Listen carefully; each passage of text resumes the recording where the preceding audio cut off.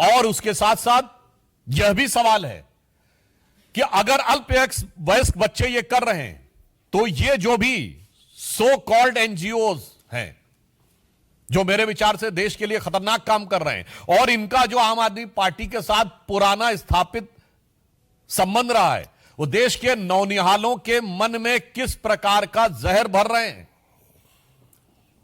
और उस जहर के कितने घातक प्रभाव आने वाले समय में पड़ सकते हैं। इसलिए हमें इन सारी चीजों का सीधा, स्पष्ट और सपाट जवाब आम आदमी पार्टी से चाहिए कि इस प्रकार की जो घटना हुई उसमें जो लोग संलिप्त हैं उनसे आपका क्या संबंध है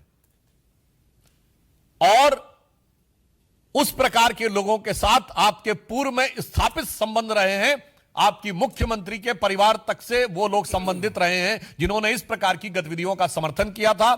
आपने टुकड़े टुकड़े का नारा लगाने वालों की, क्योंकि दिल्ली में सरकार थी, तो महीनों तक आपने अदालती कार्रवाई को रोक के रखा था। इसलिए आज सीधा सवाल है, आम आदमी पार्टी का उनसे संबंध प्रतीत होता है और यह जानकारी लगती है कि उनके बीच में ऐसा संबंध है, तो उन्हें आकर इस बारे में स्पष्ट जवाब देना चाहिए और अगर वो स्पष्ट जवाब नहीं दे रहे हैं तो फिर हमें मानना चाहिए कि संदेह उतना और गहराता है और जिसे कहा जाता है कि मौनम स्वीकृति लक्षणम।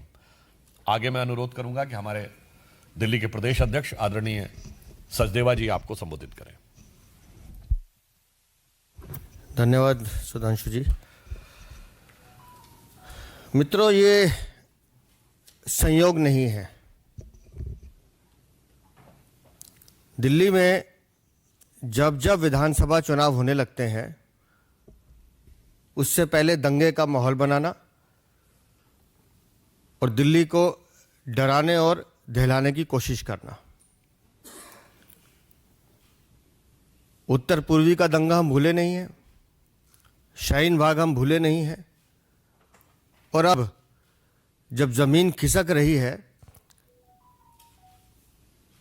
आज जो जांच दिल्ली पुलिस की वक्तव्य से पता चलता है,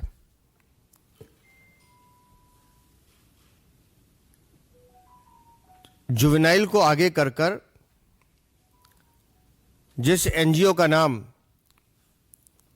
सामने आ रहा है और जो संबंध अफजल गुरु से मिलता हुआ दिखाई दे रहा है,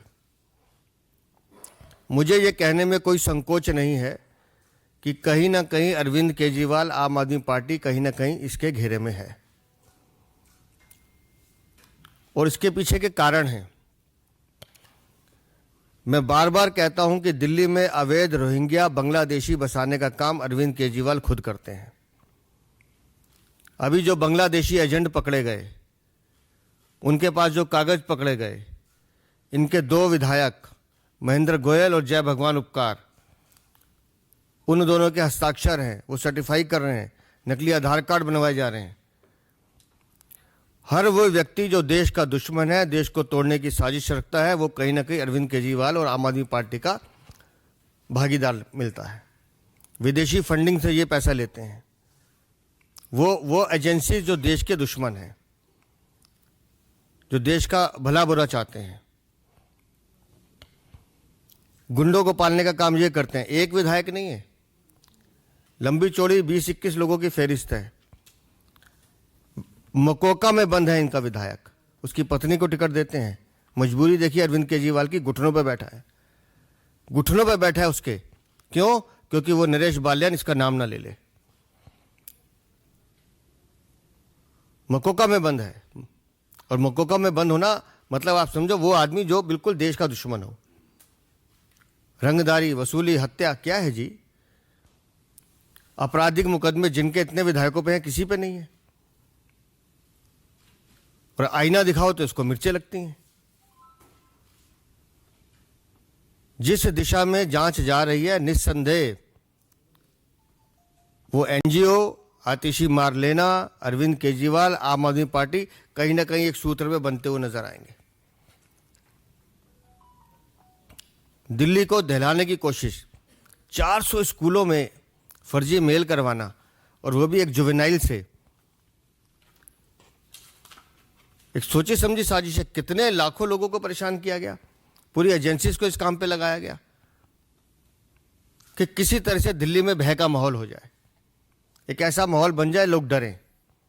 क्यों? क्योंकि इन्हें चुनाव जीतना है। अरविंद केजरीवाल दिल्ली के नहीं, देश के भी दुश्मन हैं। और जब बांग्लादेशी एजेंट पकड़े जा रहे हैं, वो बता रहे हैं कि इनके विधायक हमसे ये काम कराते हैं, एक शब्द इनके मुंह से नहीं निकल रहा है उस विधायकों के लिए, ना बाल्यान के लिए निकलता है। तो मुझे तो लगता है कि एक बहुत बड़ा खुलासा जल्द कुछ दिनों में होगा, जिसमें इन भ्रष्टाचारियों का, इन आततियों का, और ये जो दिल्ली को पूरी तरह से बर्बाद करने की कोशिश कर रहे हैं, ऐसी आपदा पार्टी जो दिल्ली में सचमुच आपदा बनकर टूट पड़ी है,